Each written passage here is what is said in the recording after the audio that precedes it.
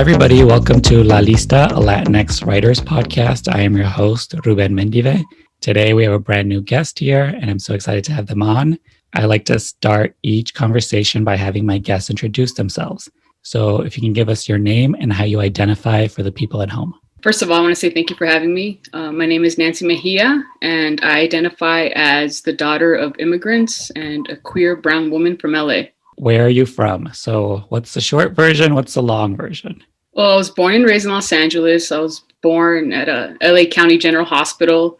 And yeah, I just kind of grew up in a bunch of different neighborhoods of LA. I went to 5 different elementary schools, so pretty much all over the place. I think the only places I'm really not familiar with are like the Valley and the West Side. But other than that, it was everywhere else in between. And I do like to get like a family history. So like, what's your parents' story, grandparents? Like, what do you know about your like lineage? I mean, to be honest with you, not much.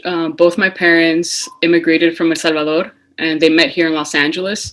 And so they got together. So I'm literally the first person in my family born here in the States. My mom, had 2 kids. I have an older sister and an older brother. So I'm the middle child of 5. But yeah, I mean, pretty much, I remember just, if I think about sort of my upbringing, it was just, being with my siblings and going to church. We grew up in a very conservative, evangelical Christian household. So we went to church Monday through Sunday. So I was really jealous of my Catholic friends at school because I was like, you only go to church on Sundays. But yeah, I mean, that pretty much, revolved everything that was around the church community, the people at church. I mean, that was pretty much my upbringing, I think, and my early influences. I feel like I know why, but like, why did your parents come to the US and why LA in particular? Do you know? I don't know specifically the details, but I know that on my mother's side, she had a cousin that was already here, and she was kind of leaving a bad marriage, her first marriage. And so she came here and kind of like took the risk of coming here. With my dad, I don't know, but I think it's similar to like them having already friends or kin here. And, at the time, of course, there wasn't a lot of opportunity where they were. And, of course, in the midst of a civil war, it just, affected sort of them wanting a better future for themselves. And yes, I think that's pretty much the story for why they came here to Los Angeles. Because I'm from Chicago, I'm Mexican, we're very Catholic. It's only when I moved to LA that I realized first when I started running into other like Latinx people, but also the like evangelical angle. I know there's a little bit in Chicago, but I've never seen it to like all the little churches all down the street. Oh, totally. Yeah, those little storefront churches that you see. Yeah. So I am curious about that experience because I don't really know that much about it. And it seems like it's a whole universe within itself too. Oh, I mean, it definitely is. I mean, looking back now, I think in hindsight and just being an adult and being able to analyze things, it was definitely cultish, But, there's a part of me that understands why that community gravitated because, most of the congregation, they were undocumented. So if you think about like people being from a different place, not knowing the language, you tend to find people that, will make you feel safe, will make you feel like home. So I definitely think that was one draw for a lot of people that went to the church that I grew up going to. But I think another part of it is just, still maintaining sort of like those patriarchal kind of like norms, where, the church I went to was very, very much gendered, where like men sat on one side, women on the other. There was definitely a hierarchy. So I think, that's something that definitely impacted me. And, we went to that same church from when I was like around 3 years old till I was like a teenager. And I think knowing very early on, I believe I was like 8 years old when I understood like, oh, I don't like boys, and, I didn't understand obviously the complexities of my sexuality or sexual attraction, but I knew that it was something that I had to keep to myself. So, that was a really big reason, I think, why I kind of was a shy, quiet kid and just made sure I didn't get in trouble, and I think all those things definitely, influenced me as a storyteller and just as a creative person. So like 14 to 18, I frame it in these 3 questions. Who were you? Who were you pretending to be? And how do you think other people saw you at this time? It's so crazy, right? Because like at that age, like you don't really know yourself, but a lot of it just comes from at those ages. I think who I was someone who was just had a lot to say, but didn't have the confidence to really use her voice. I think I definitely had a lot of thoughts, had a lot of opinions, but also like I was raised to, respect your elders, respect authority figures. So you just kind of keep a lot of things to yourself. how I was perceived was like, oh, just like a good kid, never got in trouble. I always excelled academically. So that's, I kind of use that for validation, to get validation from my teachers, and then, to be able to excel and to not get in trouble. Because I think part of it was sort of riddled with this guilt. We're like, oh, I have this secret. And once this comes out, sort of, who they think I am, they're going to think, I'm somehow, not a good person, or I'm going to go to hell, or somehow, just a disappointment. And I think overall, I think we're at that age where you're barely sort of forming parts of your identity. I think, at the core, the fundamental thing is we want to be accepted and we want to feel safe. So I think knowing that, okay, if I do well in school, if I'm a good daughter, if I'm a good sibling, then, it kind of helps with people, not thinking, oh, she's a terrible person, which is kind of, if you think about it, it's so heavy and such a burden for when you're a kid. I talked to some of my friends from high school, but I think overall, because of that, and again, if you're not able to speak your truth or be truthful, obviously you do edit parts of yourself and you're not allowing yourself to be fully vulnerable. So I think the best concise way I can describe myself is, I was friendly to all but friend to none. I was really smart and strategic in who I associated with and what I did. Yeah, that's what I say about myself during high school. It was like I was trying really hard to like be like everybody else and like fit in, but I was like terrible at it. Like I was not fooling anybody. Yeah, I mean, it's so funny actually thinking about it, because I was a big part of my high school experience was being a theater kid. Like I was an assistant stage manager, and was backstage for all like the plays and the musicals and stuff like that. So I mean, that was really cool to be part of that community that was a little more open, but still, very much so heteronormative. And like, what got you into theater? Like, from what you described, it doesn't seem like a natural fit for like someone to like then be on like a stage or be part of a big production. Right. So remember how I said I was raised to respect authority figures? So I was literally sitting in my math class, and my teacher, Miss Todd, literally was like, oh, Mr. Swinton's outside looking for some crew members. Yeah, you're going to go outside and talk to him. So she like made me do it. And so I remember she made me go after school, because like, again, I did well, I had good grades, but I didn't have any extracurricular activities because we were going to church every day. Part of it, I must admit, I used it as an excuse to not go to church. I was like, hey, mom, dad, I need extracurricular activities. You want me to go to college? I need to be more involved in school. And so I remember that's how it started, where I just stayed after school and, was in the stage crew. And I don't know, I must say that watching the director work with the students, there was something about that moment that felt very magical to me. It just felt, I didn't mind that it was a Saturday and I was just in a dark auditorium, at rehearsals and taking notes and stuff like that. So I think it was the first time that I felt like, oh, wow, like there's something more to just the routine of going to school, going home, doing homework and stuff like that. And, I am very curious of people that grow up in LA, like just because it's like a city of transplants, that's what everyone calls it. But there's like millions of people that are from here. Like, what neighborhood do you feel like you rep the most, or part of town? And like, what was that experience of like growing up in this like huge city? It's so funny because I don't necessarily, I think, rep a specific part of town. I think when I always think about, it's just like my siblings. I'm really close to my siblings and my family, and I feel like that's what I think about most. But I do love this city, and again, I think being in an industry where there are a lot of people that leave their family and friends to come here and try to make a career, like, to me that's really mind-blowing, because it just means that they had that more of a conviction, I feel, to like uproot and just come to a different place. But I will say a misconception is that if you're from Los Angeles, just because you have proximity to the industry doesn't mean that you have access. So I think in a way it's a little more difficult to see yourself, because if you're faced with something every day and that you don't relate to it, or you really don't see a bridge that can take you there, I mean, you might as well be like 100 miles away. But yeah, like as far as the city, I just love different parts of the city. And I think part of what motivates my storytelling and wanting to tell stories that take place in the city is that I feel usually, there's sort of the portrayal of Los Angeles is usually like either the glamorous, affluent part of it, or just like Skid Row and like, or, gangland and that sort of thing. And really nothing in between is really explored. And yeah, like brown people don't just come from the east side, like we're all over the place, like I grew up in Hawthorne, I went to middle school in Compton, just like in different parts. And I think that's something that definitely, when I'm developing projects, I think about how towns are portrayed and sort of like the power in that, and just so many untold stories that are still yet to be told. And so what did you do after high school? Like, did you have a plan? Did things go according to plan?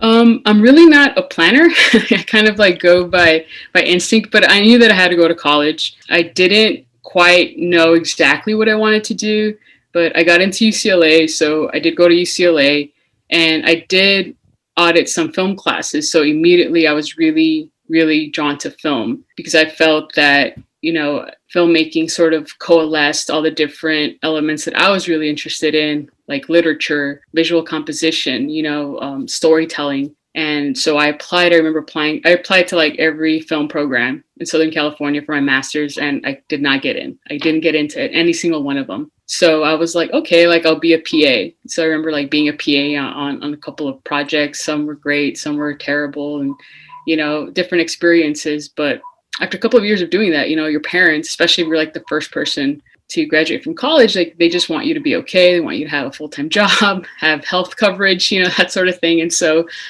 I kind of also became disheartened because I felt that, I'm like working in these production offices, and again, it's like I don't have access to this other world. And I think, my goal wasn't to be a producer or production coordinator. I wanted to be creative. And I always tell people that the most valuable thing you have as a writer is time.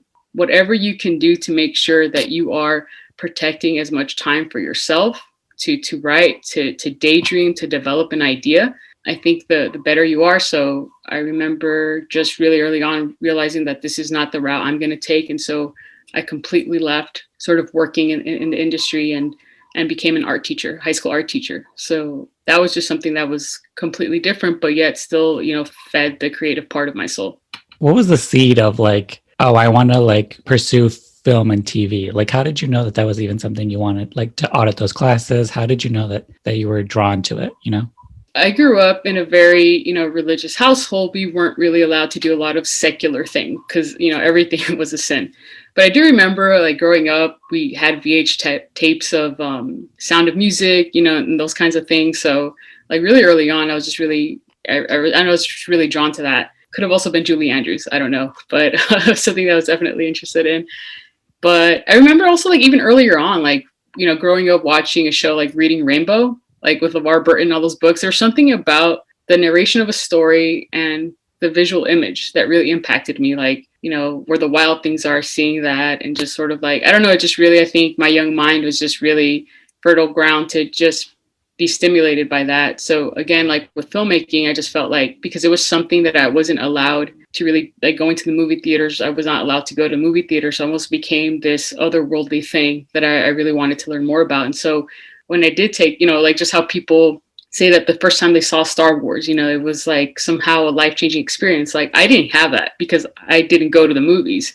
So, I didn't understand what the big deal was. But again, it was just seeing films from other countries and foreign films and just being like, man, these are just really authentic portrayals of other lives. And again, when you feel that your world is so small, it just becomes something that opens up your imagination. You mentioned you had been working a little bit, this job and that job, and it seems like you didn't really feel like there was a path forward, so you like pivoted to like being an art teacher. So what was that like? Because I'm like, and also like, what were you feeling internally like about sort of pivoting and trying to do something else? And so like, what was going on around that time? So the decision to become an art teacher, obviously, I needed a job, and I had previously thought about being a substitute teacher because I figured, again, it's like, I can make a living and still have time to write or just come up with some ideas. And I remember the way actually I got my first teaching job was my wife, we were dating at the time, but she was an English teacher and she was moving into a new classroom, and the classroom was just like horrendous. It was terrible. And I helped her clean it up, and there was this huge wall. And I remember she got permission to like put up some art. And so she asked me to paint a mural in the classroom, just something that would sort of inspire students and just help the aesthetics of a room. And so I was literally in my dirty UCLA t-shirt and sweats, just painting. And the principal walked by and just, took a peek in and was like, asked her who I was. And, after some conversation, and we're going to my mom's house actually, and just for lunch. And then I got a phone call from her. She's like, you have to come back. The principal wants to interview you they have an open art position. I'm like, what are you talking about? Like, I'm not trying to be an art teacher. She's like, you need a full-time job. You need to get here. And so I told her, I'm dirty. Like, I have a dirty t-shirt. Like, I was sweaty. I was like painting. She's like, she doesn't care. And so I went and I interviewed, and, you know, I met the minimum requirements. So they were like, yeah, you start like in 3 days. And that was pretty crazy. So I really didn't have time to process it.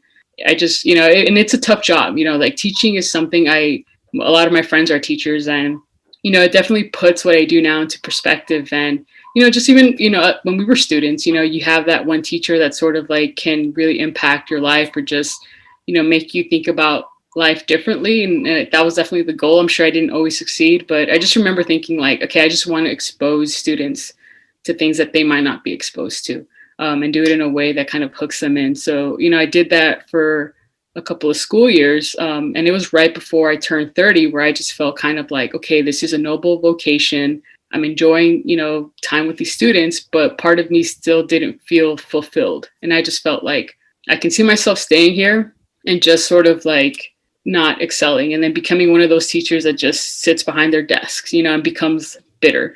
And I did not want that. So I remember just having this moment, you know, I was at home and I was washing dishes, and I just like started bawling. And so, you know, my wife was like, what's wrong with you? And I just told her like, I don't know. I think I'm selling out. I don't know what I want to do with my life. And this is also, it also coincided with, at the same time, you know, students, it's that time where they're applying for college. And so I was helping them put like art portfolios together and that sort of thing. And just kind of seeing the spark and enthusiasm that they had, and just like, you know, the possibilities are limitless. And I miss that feeling. And I feel like it's so tragic that as we grow older, as we gain more experience, somehow like society makes us feel that our possibilities are limited or they narrow. And I think that's what I was sort of experiencing, and sort of trying to fight against. My wife, to her credit, she just kind of looked at me and was just like, look, I was like, you're the type of person, if you have a safety net, you're not going to go for it. So we kind of had this long conversation. She was just like, okay, you're going to resign and I'll work. And then you just have time to develop. Because since I didn't go to film school, right, I didn't have like a portfolio of work. And so I remember like this was in 2012, where I was just like, okay, like I resigned. I quit my teaching job, and I just stayed home, did the cooking, the cleaning, and had time to write. And so she worked, and, you know, she was an English teacher herself. So it wasn't like we were rolling, you know, financially. Like it was a really, really tough time. In the beginning, it was exciting. And I know when we told, you know, our families and friends, I know people kind of looked at us like, oh, like supportive, but you could kind of tell, be like, this is a mistake. You know, we probably were a little bit too naive in thinking like, oh, this is going to work out. But it was 5 years of this. And it was so fucking hard, because, you know, it was like, you know, I was writing short stories, shorts, a pilot, a feature, but I felt so guilty and so selfish. And the thing was that nobody said you couldn't do it. Like I remember, you know, we were financially struggling, and my mother-in-law had to help us pay the mortgage a couple of times. And it just made me feel like a piece of shit, because I'm like, I'm in my 30s. I can't afford to support myself. Like all these people are like, you know, it's a handout. And again, it's like when we hear these stories about people being, you know, like a self-made, you know, that's just not true. Like everyone has some kind of support system or someone that helped them along the way. And so it was 5 years of that constant struggle. And I remember my wife coming home, and she would see me applying to like a job, and she would get so pissed off. She'd be like, what are you doing? And I'm just like, what do you mean? And I remember being so frustrated, but, you know, like her belief in me and her faith in me just kind of like, you know, it was just, okay, like I have to do this. And so I remember it was year 5 where I was just like, this is ridiculous. We're in debt. We should just sell the house. We could make a profit. We could pay your mom back. You know, it just kind of feeling desperate. And actually that was when then I got into the VIDA writer's room. So it was just so crazy. It was so close to where I was just going to like give up, that then this opportunity came. So, you know, it was nice to kind of have that moment of like, okay, like it wasn't a mistake, like, you know, trusting yourself, and, you know, it kind of paid off. I mean, I definitely want to see like the story of like 2 teachers falling in love over a mural. You know, I talk to a lot of people and a lot of writers and artists, and they all talk about like a similar point where they're like looking at their life. You know, they've graduated college, they've come to the reality of like you have to pay your bills. You know, they get a job, and they can sort of see the next like 5-10 years down the line, and they're like, that's not what I want to do, but I could easily do it. Hmm. And I talk to so many people where it's like sometimes people get knocked off that course and other people make the decision to like pivot and go to this like artist's way of life, which is like a brave thing to do. It's like because it's really betting on yourself and like what you want to do with your life. And it's so interesting because it's like so many people have that same story, but also what no one tells you about is the hard part. Like now the Hmm. hard part starts. Like yeah, it was brave. Yeah, you decided you want to be an artist, but now it's like now you actually have to do it, and it's not easy. And sometimes it takes 5 years, 10 years. Like some people are Hmm. still waiting. So Right. let's talk about like how you got the job on VIDA. So can you take us through that journey? Like, Sure. Yeah. So again, it was through these 5 years of just creating work. I, wrote and directed a couple of shorts. I wrote a pilot and I had a feature. And so at the same time, I became familiar with NALIP, which is the National Association of Latino Independent Producers. And I started out as a volunteer because I couldn't afford to go to the conference that they had, and so I just met people and I got to know Ben Lopez, the director of NALIP. And so he was very supportive in the beginning. And I think he saw in me sort of like the hunger and sort of the determination to learn and to, and this thing I will say when it comes to networking, I think, gravitate towards people that you actually want to have a conversation with. Don't just like, because I think one of the worst things I hate when you go to these networking events is you're having a conversation and then people are looking over your shoulder to see if someone more powerful or more interesting has entered the room so they can just like skedaddle and go there. And I feel like, and that's fine. Like that's definitely one approach, but I feel like it's about making genuine connections with people and sort of, finding your tribe. And so he was someone that was very supportive early on. And so I remember getting an email from him and saying, hey, do you have a pilot or script that takes place on the east side of Los Angeles? And I was just like, yeah, I actually do. And he just said, oh, can you send it to me?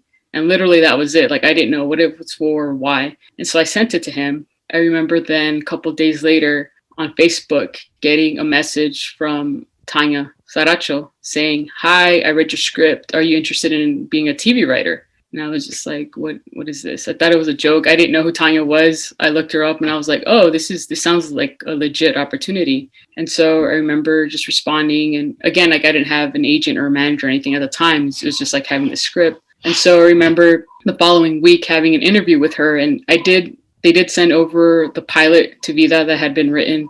And then I remember at the interview, I got to watch a pilot presentation that they had. And so I remember knowing that, okay, no matter what, just be honest, just, express what you like or, what maybe you don't like. And, because I figure at the end of the day, they're hiring your brain. And so I was just like, okay, I'm just going to do this. And I remember feeling the pressure of like, again, because this was year 5 of like not working. So I definitely felt the pressure. But I just remember the interview feeling, feeling really good and just kind of being myself. And yeah, and then learning that I got the job. And it was just crazy to go from being unemployed to like a staff writer. It's like definitely a life-changing opportunity. But again, it's like I wrote the pilot that I wrote during that time where I just had time to write, and think about what I wanted to write, not what I thought would be marketable, not what I thought would be commercial, but just something that I was interested in writing. And that's how I got my first professional writing gig.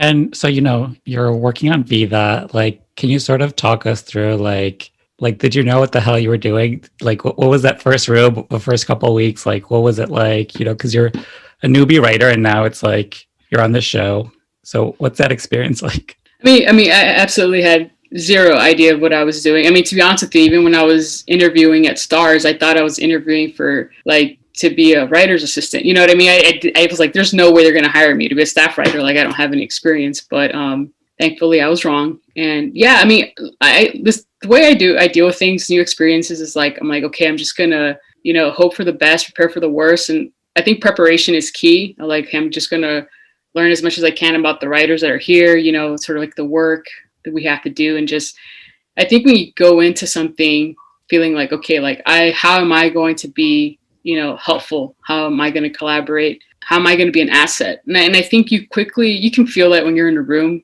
and there's definitely different experience levels. And, I definitely don't have a problem asking questions and being honest about what I know and don't know. But I also knew that I believe I was just one of 2 writers who were actually from Los Angeles. And since the show took place in LA, like I felt like, okay, like I I can be an asset, and so that sort of thing. But yeah, I mean, it was a crazy experience for sure.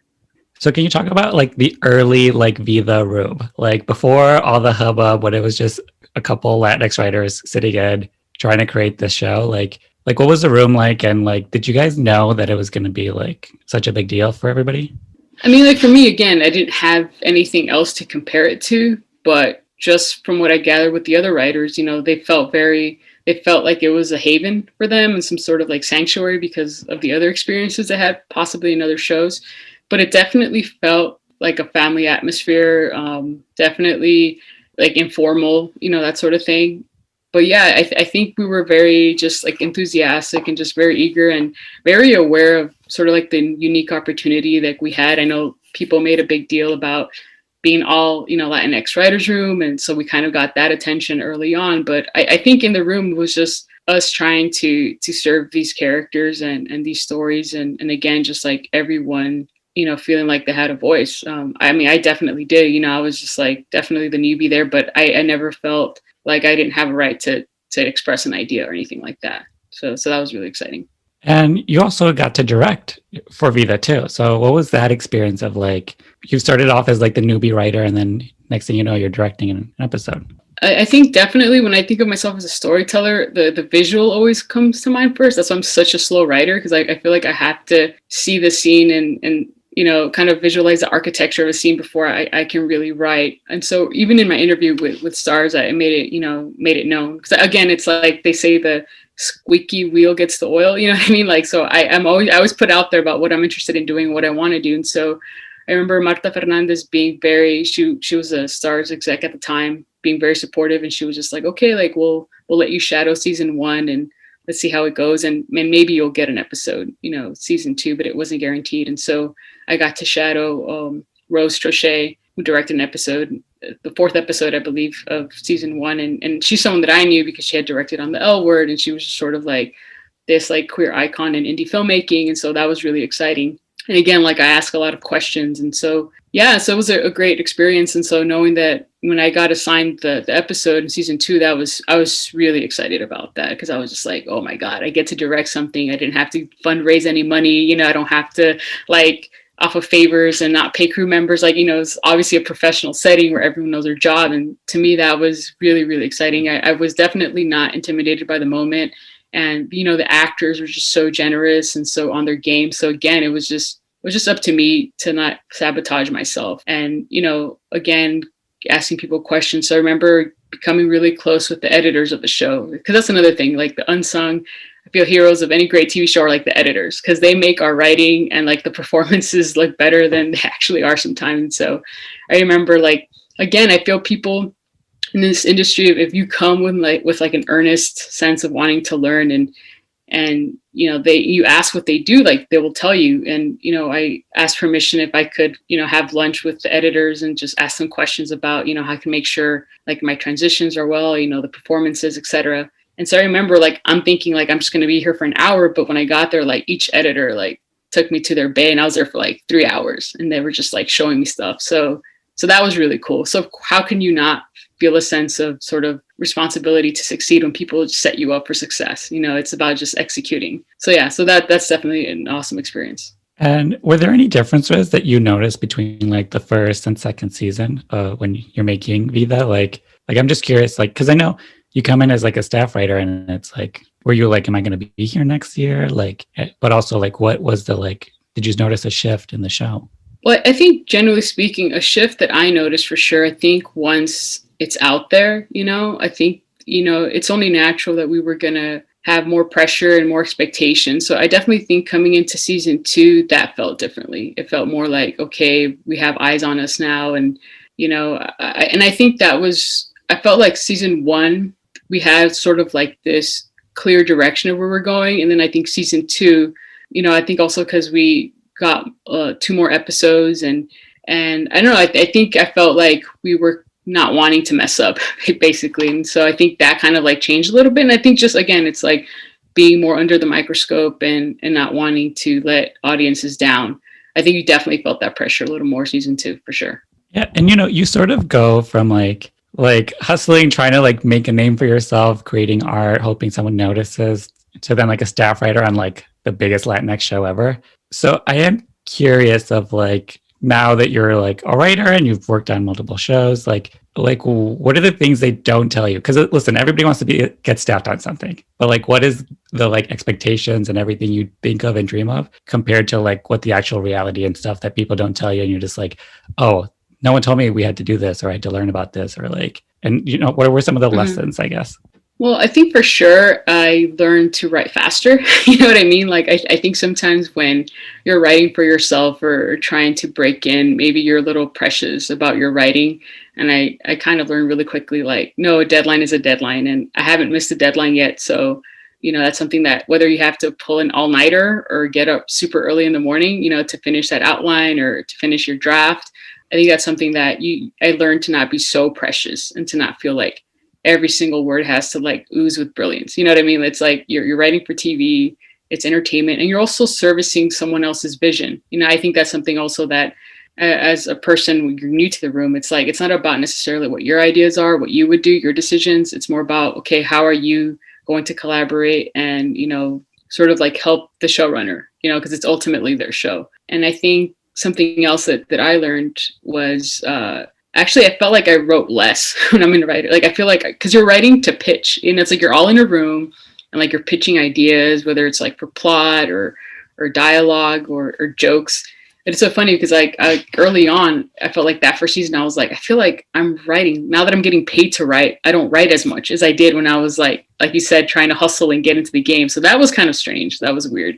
But again, it's about your ideas and yeah, just kind of like learning how to navigate different personalities and that sort of thing, and understanding that as you gain more experience, then at the end of the day, it is a business. And so knowing how to be a professional, I think, you know, it's something that you're not necessarily, there isn't a class that teaches you that. But again, it's just about, you know, you being, you know, not oblivious to to who you are in the room and that sort of thing. I do want to talk about like the hustle, like those 5 years. Like, let's say someone is in those 5 years right now and they're like, Right. there's no light at the end of the tunnel, and they're like, I'm going to just keep throwing stuff and see what sticks. So, like, what, and I sort of hate this question just because it's like very dumb, but like, what advice would you have for someone who's like in the middle of it, you know? Well, one clear piece of advice that I have that is definitely not sexy or, you know, in any way, but it's just budget yourself. Like, seriously, like I think that's why we live frugally, because I don't want to be in a position where I have to take a job. Like even now, right? That obviously I'm making a living as a writer, definitely not in the same position that I was in those 5 years, but still it's like having that same mindset is like, don't put yourself in a position where you have to do a job, not because you want to, you love it. It's because you literally just want to pay bills.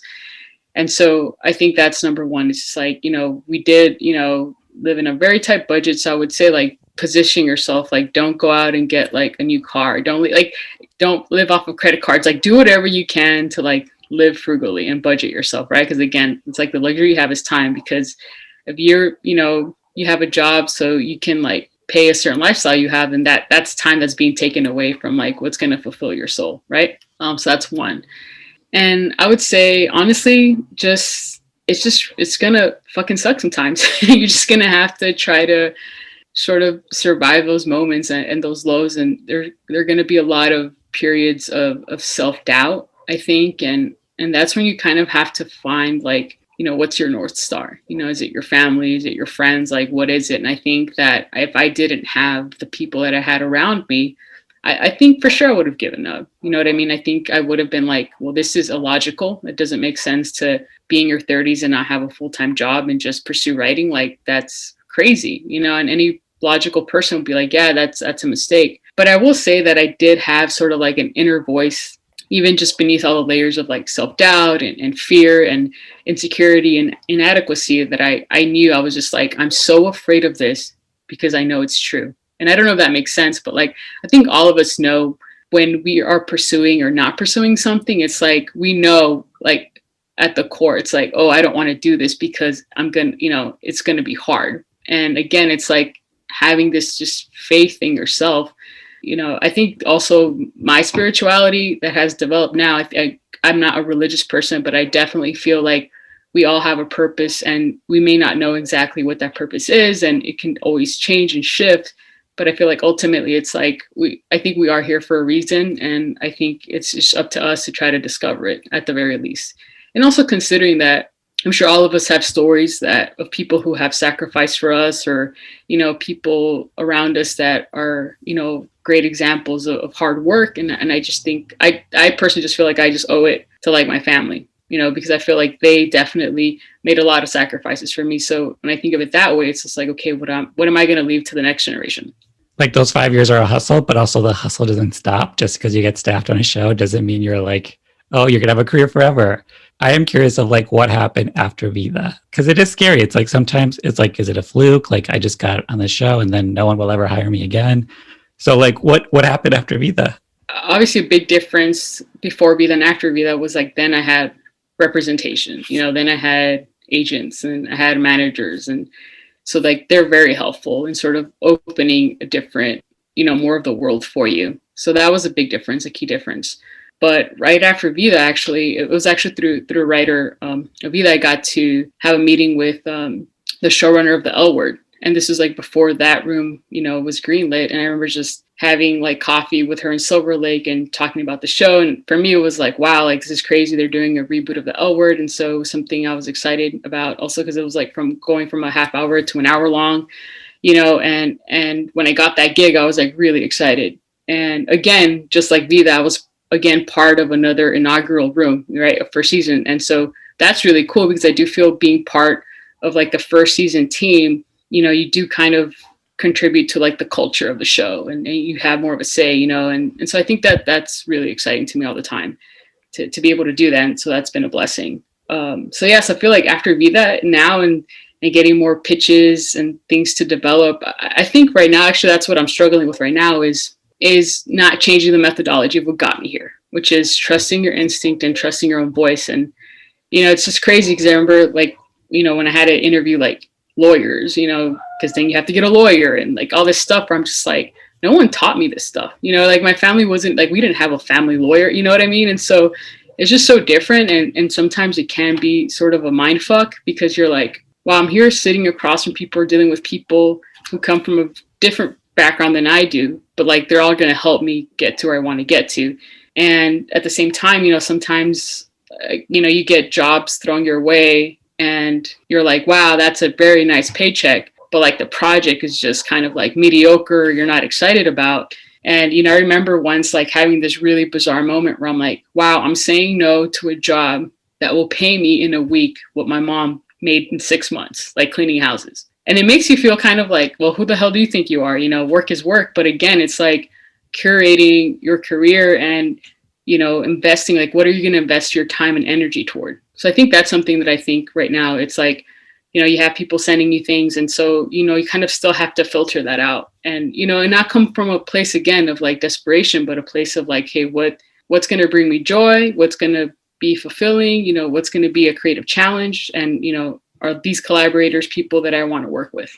Yeah, no, I think you bring up a great point, like, yeah, no one prepares you for this, like Hollywood, LA, but it's like, even like generationally, like we don't have like, when you're in these rooms talking to these lawyers and reps and stuff, it's like, there are people that have like a wealth of knowledge of all this, how this all works. And for some folks, it's just not that. And even, yeah, like, it's like, here's a check, like, oh, who am like all this other stuff from where you are comes from.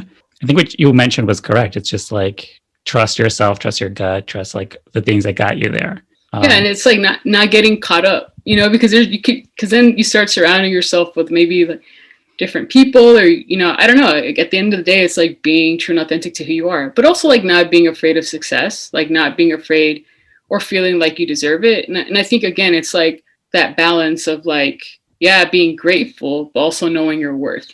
Because I feel like you can't lean towards one too much. I think keeping that nice balance, it'll just keep you healthy. You know what I mean? It'll keep you have like a good head on your shoulders. And so I did catch the L Word Generation Q. I sort of love that they brought it back because, the original L Word and even like Queer as Folk, it was like such a like beacon of like queer content for a lot of us growing up. But it is also, when looking at it now, it's like definitely a very specific lens and time. So can you sort of talk about like this new L Word where it's like, I don't know, it feels of the time correctly. So I'm just like, what was it like to like help like shape like queer like TV narratives? I remember it started off with just that initial interview where I asked the showrunner, Marja Lewis Ryan, I was just like, so, is this show going to take place in LA? And she's like, yeah. And I was just like, and I remember asking in the interview, so like, are we actually going to try to make an authentic portrayal of Los Angeles and like, bring in like different people? And she was like, yeah. And so like immediately I felt her sort of like openness, and she wasn't at all like defensive, because I was just really clear about like, okay, there's one thing about me, like I don't like to misrepresent like what my intentions are or how I want to work. And again, like, because I feel like if you're just upfront with people, it's like, okay, cool, they know where you stand. And she's the same way. So I think we both are very compatible in that way of just being direct and just being clear about like, what our intentions are. And so that was really exciting. And I remember something that I was excited about with the L Word Generation Q is, they were still in the middle of casting.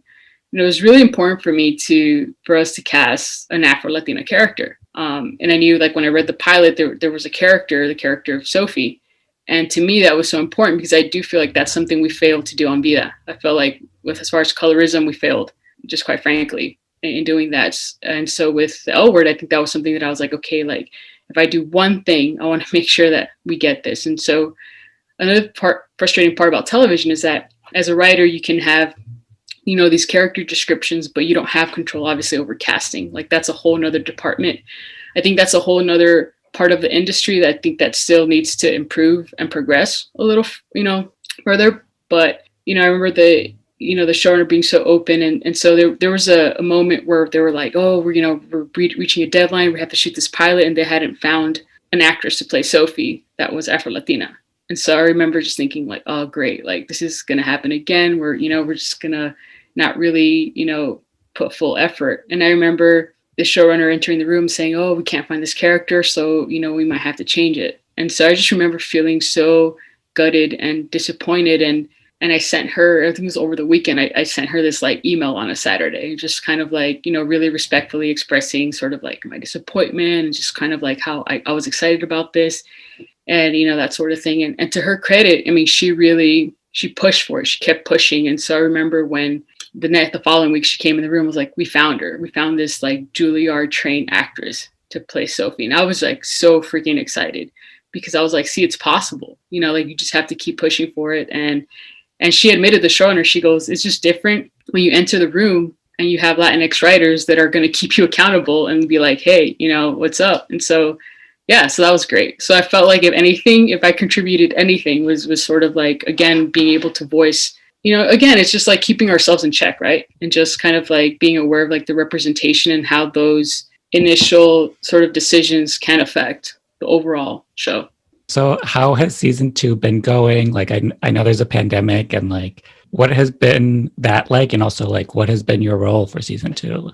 So season 2, obviously you come in knowing the actors a little more. So kind of like, helps know how to write for them and knowing more of the story. But yeah, like what was funny is that for season 1, I didn't go to set at all. And then so I was like, oh yeah, there's no way that during season 2, during like a global pandemic, go to set. But actually, I was up to co-producer. So I remember the showrunner calling me like, hey, like we need help. We need you to cover a block. So actually that's what I'm doing right now. That's like my day job right now is covering a block of the L Word. But yeah, I mean, I think when COVID happened, actually my last day in the room was like July of 2020. And we were supposed to start shooting in September, but obviously that didn't happen. And yeah, I mean, COVID just kind of like changed everything, right? And turned everything on its head. And even outside of the L Word, I remember during that period when the stay-at-home orders first occurred, I was just feeling so nihilistic. I was just feeling like, who cares? Like, who cares about TV right now? Who cares about writing? And I just felt so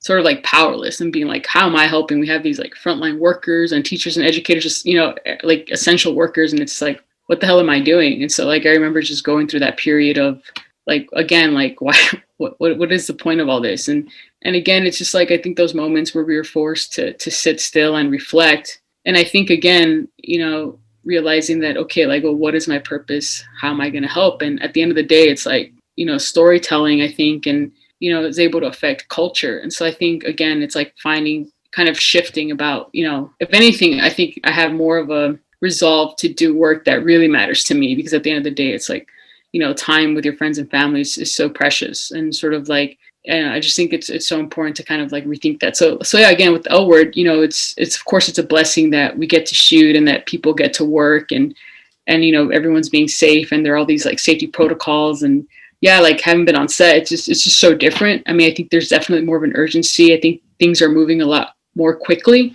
because again, it's like, we don't want to like expose ourselves and that sort of thing. But yeah, I think everyone, the producers were really smart about how they made the set safe for everyone. And can I ask this? I could also cut this part. Is it going to be part of the storyline, this pandemic we're in, for season 2? I'm not sure. Actually, I do think we can say, because I think they post some stuff, but no, I think early on, Marja was like, we're not going to deal with COVID. So in the world of the L Word Generation Q, we're not, dealing with COVID. I mean, we do have the luxury to address it or not, because we're not Grey's Anatomy, right? Where we don't have to like necessarily address it. But yeah, like we're a COVID-free world. I think the L Word is just like a better version of LA that we all wish that is the 2020 that we missed out on, I think. I think that's a great way sort of to see possibly season 2, right? Or I think any show that does not deal with COVID, yeah, it's just kind of like what 2020 could have been. And so I want to ask about your own writing. So like, what are the themes that you find in your storytelling? Sometimes as writers, we tell the same story over and over. So like, can you like find a through line that seems to appear in every one of the stories you write? Well, I'm definitely drawn to sort of like sad, tragic stories, but I think if there's a unifying theme to what I gravitate towards, I think definitely it revolves around characters that are maybe ahead of their time. I think maybe characters that are misunderstood, but I'm definitely interested in characters who just kind of like fight the odds. I think that's something that I definitely notice that I gravitate towards, just because I think it's so fascinating when people aren't afraid to stand alone. I think that's something that I definitely am always intrigued by. I talked to a lot of LatinX writers, and for most of them, like claiming that identity seems to be like a journey. So I'm curious of like your own personal journey of like how you see yourself. Very much the high school questions, but like in terms of like Latinx identity, like what has that been like for you? I mean, to be honest with you, I don't know. I felt like I've never struggled with my identity. I think the biggest thing was sort of like my sexual orientation, because I felt like that was what I felt most guilt about. It felt most like a burden. So when I finally came out to my family, it was just like, oh, see, I didn't go to hell. They didn't exile me. Like, they still love me. It took time, obviously, to kind of feel like, okay, like this is going to be okay. But I think other than that, like, and I don't know. And again, I have to, say that I am the beneficiary of a lot of work that people have done before us, right? So, like when people describe sort of like, oh, having their foot in 2 worlds, or not feeling like I've never felt that. Like, honestly, like I just feel kind of like I'm just myself. I have a certain point of view of the world. And again, it's like maybe because I did grow up around communities that weren't necessarily directly my own, for example, like being Central American and growing up in a mostly like Mexican centric sort of neighborhoods, or, where I went to school and like most of my friends were Black, you know what I mean? So it's like I've never felt sort of like I had to sort of cement a certain identity. I think if anything, I'm drawn to just who people are. Like, do they have integrity? Like, are they honest? Are they hardworking? Like, I think for some reason that's sort of what I see first. And again, not to say that I'm being colorblind, because I do know that I have been underestimated. I do know that, I even think about the first English class I ever took at UCLA, where the professor, I'm like 18 years old. It's my first college English class. I'm one of the few Latina students in class. And I remember the professor calling me to office hours after we turned in our first paper. And then, he made it seem like, oh yeah, I try to meet with all of my students to kind of get to know them. And then he had my essay, and then he was just asking me all these questions. And then I understood, I'm like, oh, this is an interrogation. He doesn't believe that I wrote this. Like, he was asking me like what words meant, it was just, but again, like I didn't have, the sort of awareness or the words to articulate like, yo, like this is fucked up, like you're discriminating me because I'm a quiet brown girl in your class and I turned in this paper. But yeah, so it's those like microaggressions, those instances where you do feel like underestimated or discriminated. But again, it's like I don't, and maybe it is a defense mechanism, but like I don't internalize that. If anything, I just see it like you're the fucking idiot. Like, I'm not the idiot, you are. And so I think that helps me sort of like have this Kevlar approach to those sort of things and be able to like bounce back quickly. Yeah, I was just interviewing this writer, and he said, like, people that are racialized, like we are racialized people. I was like, you're right, because like race is a social construct, like all these like caste system based on skin color is a social construct, and it's like something that's put upon us. And I think you're right. I think we do internalize a lot of it, and it's like, I don't know. It's like I was just also listening to this thing, like someone robs your house, and then they ask you why, and it's like I didn't do this. Like, why are you asking me for all the solution or the answers? Yeah, and I think we have to give ourselves grace and have to, because as a writer, if you're part of any underrepresented community, or any marginalized community, I think sometimes we do feel like the burden to sort of represent everything or like just represent the best and the brightest. But I think we have to allow ourselves to just have an authentic journey. And, and again, it's like, you're not going to please everyone. Because like any art form, you as the artist, as the creator, can have an intention, but you can never control interpretation. Like, you can never control how others or the audience is going to interpret it. So the best you can do is to be honest and as specific as possible. And I feel like that's always what I try to hold on to. So what are you working on now? Like, what can people look forward to? So right now the day job is a co-producer on the L Word Gen Q, to be on set. But I'm also right now writing an animated feature for Netflix. And I'm really excited about that because, I'm going to be finally working on a project that is appropriate for like my nieces and nephews to watch. Because so far, working on VIDA and L Word, it's not really appropriate for them. So I'm excited about that. In March, April, I'm going to be directing finally my second episode of TV, which is an episode of The Chi. So that's really exciting. I'm really, really excited to get back in the director's chair. So I'm going to be going to Chicago. So you're going to have to let me know what I have to, try out there. Listen, I got a list for you. I got a list next time I visit of all the places I'm going to go eat. So I have a list for you. Okay. Like, I'm serious about this because this is... No, I'm just going to send you a buy it list and maybe my mom will make you something because that's also dope. what she does. Oh, okay. All right. Oh, okay. Okay. For sure. Now, I'm really happy we did this interview. I mean, this was the whole point of it. It's to get like access to good food. So I like to ask my guests who are the writers that they're a fan of. So these could be heroes, peers, friends, people you creep on Instagram who don't know who you are, but you're obsessed with their work. So who are some of those writers for you, like at the present moment? It's so funny because mostly it's like, because I listen to music when I write. Like I need music when I write. So a lot of my inspirations come from like singer-songwriters like Bill Withers and Carla Morrison. Because I feel like I'm really jealous of singer-songwriters because they tell a story in such a concise, poetic way. And as performers, they get that immediate feedback from the audience, and I think when you're like a writer, like a film or TV writer, it's like a delayed sort of like gratification and you're like usually alone, you know what I mean? So sorry, I digress there a bit, but peers that I really do sort of like look up to and admire are, Aurora Guerrero. Like, I think she's someone that she's so badass, and again, she's someone that follows her own compass and is always trying to do work that, is thought-provoking, that's riveting, and that is just not, I don't know, she's just so badass to me. And I remember I first met her in 2015. I was like a PA on a short that she like wrote and directed. So it's pretty crazy that we met later on at a lab and we're friends. But yeah, she's someone that I really do admire her work. Mosquita y Mari was just great. So yeah, Aurora Guerrero, someone that I really look up to. Another writer, again, it's like, because to me, it's like, I like the people that are working so hard behind the scenes, you know what I mean? Because I feel like anybody could look good when like the spotlight is on them, but who do you see really doing the work when like no one's looking? And someone that I feel like that about is Claudia Forestieri. Like, I think she's so awesome. She's such a hard worker. She's really dedicated, and she's someone that I really also admire. Yeah, I mean, she's on my list. I'm like, every time I'm thinking of reaching out, I'm like, she seems busy. But yeah, I think you should reach out. I mean, she's dope. She's dope. Truly one of the people I'm obsessed with, and I'm like creeping on Instagram. Like, I'm so excited for everything that's coming from her, Oh, and so where can people follow you on social media?